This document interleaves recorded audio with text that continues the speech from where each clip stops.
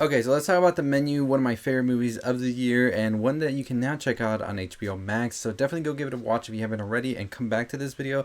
And if you've watched already, definitely go watch it again because there's a lot of things to unpack in it. But we're gonna go ahead and start right now. Before we get any further, go ahead and check out our Indiegogo down below for our horror movie we are currently funding, and make sure you are subscribed for more on all things you love.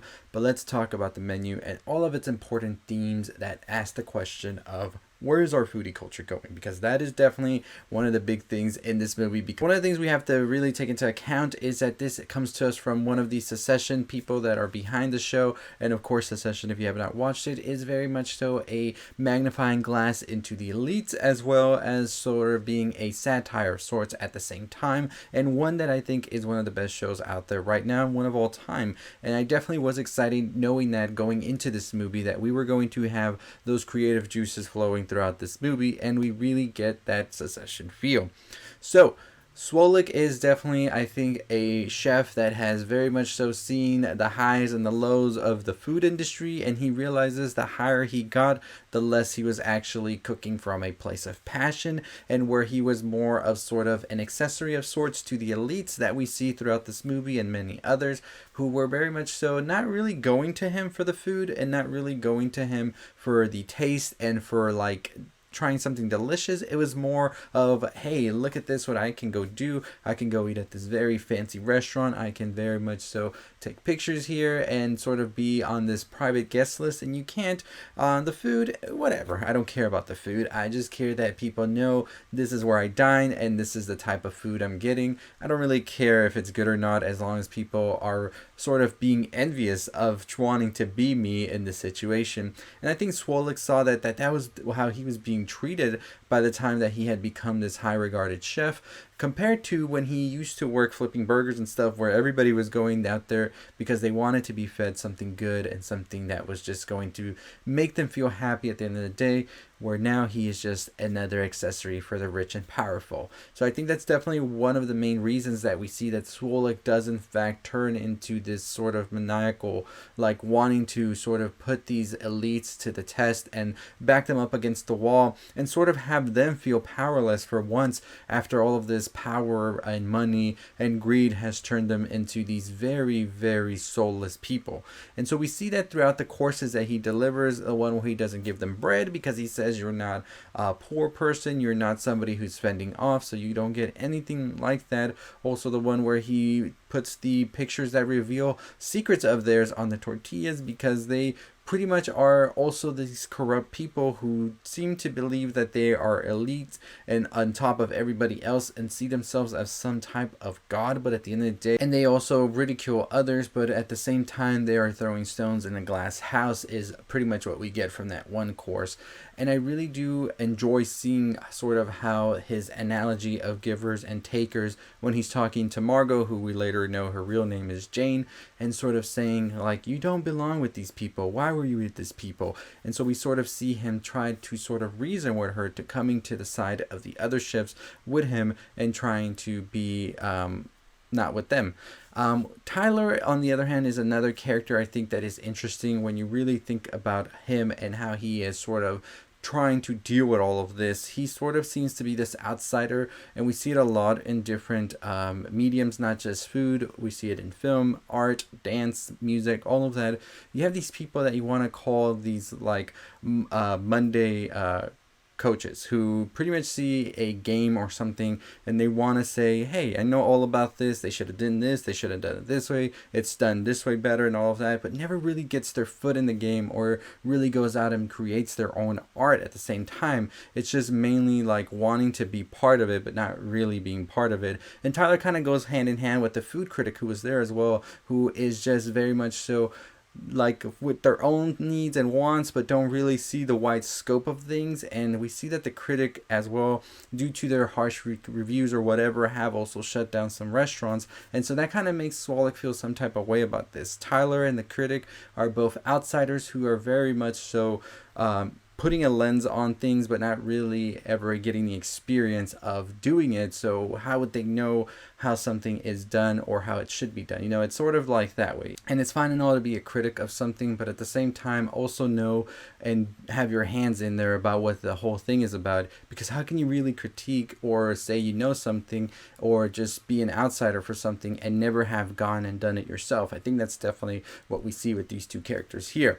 We have the finance bros, who are definitely the ones that feel they're on top of everything, that they deserve to have these experiences, that they are untouchable with everything they do because they hold all of this money, this wealth and power. But this is something that we see that Slowik very much so says, once your top guy is out, as we know with the angel investor, what do you have left after that if you don't have anything you create yourself, and you're just there sort of taking and sort of flaunting everything you have to get more, and at the end of the day, if that's all taken away from you, you have nothing.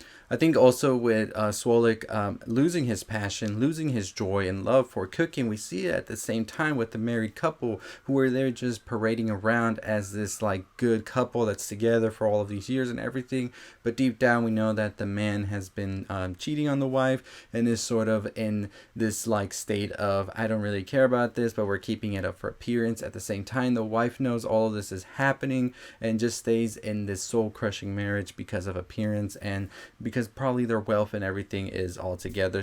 We also see the failed movie star who really doesn't have a passion for cooking or for food and all of that, but is just now trying to reinvent his image and trying to become this sort of food critic, have his own show and everything. So he's very much so using this dinner, this night, in order to sort of add to the resume to get more clout whenever he goes out and announces what he's doing next.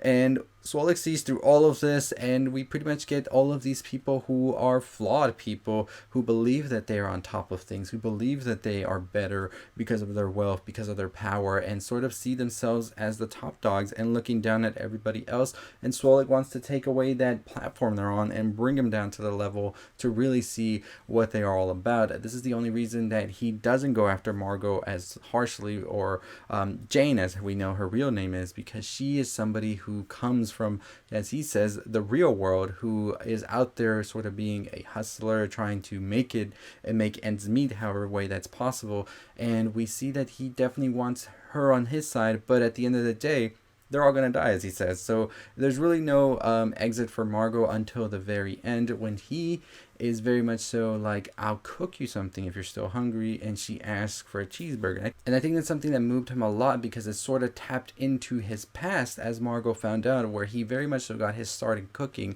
and when he was the most passionate about this all, and wasn't out there sort of chasing awards, chasing recognition, or trying to appeal to the higher end people who are paying top dollar for his food. These were people who were coming to eat because they were hungry, they were craving this food, they wanted to eat something that was delicious. So I think going back to that passion really reignited in him this sort of love that he had for cooking and for giving people food. And now that Margot did this, I think it's the reason he has spared her in the end, and she was able to escape. And of course the rest of the staff, I think, are sort of these other people who are filled with passion and sort of want this position that Chef has. And at the end of the day, Chef knows that they are chasing a dream that is just so crushing, as he himself had chased it before. And we saw with the first chef that actually unalived himself there, saying the same thing, that he will never reach Chef's full potential. And at the end of the day, Chef wasn't even happy at that full potential. So what is there left to do? And I think this is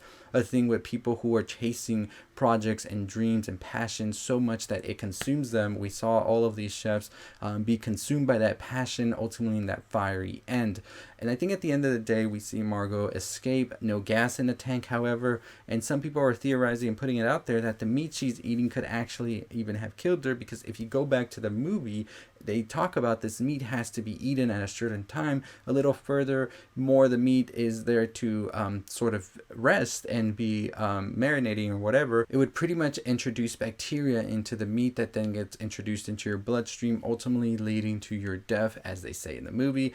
I don't know how I feel about that theory. There's not really a way to tell how much time has passed. I tried to look at the movie to see if there were any clocks or anything to tell you that, but there really wasn't. So we could pretty much assume it's up to you to decide what do you think Margot's fate was at the end. But at the end of the day, The Menu is a movie about passion, about the division in class and wealth and money and all of that, and just how much there is this sort of disconnect with the real world and what's really going on with the wealthy elite who live in their own bubble at the end of the day, whether we like it or not, compared to the working class people at the bottom, and a very good tale and satire on that. One of my favorite movies of the year, like I said, and I do want to discuss more movies like this, not talking about what goes on in the movie and all that, but talking more about the themes and exploring that as well. So if you want to see more of these, let me know in the comments below what other movie I should definitely dive deeper into. And as always, that is going to do it for me. If you haven't already, make sure you subscribe, notification bell on, check out our Indiegogo to fund our horror movie,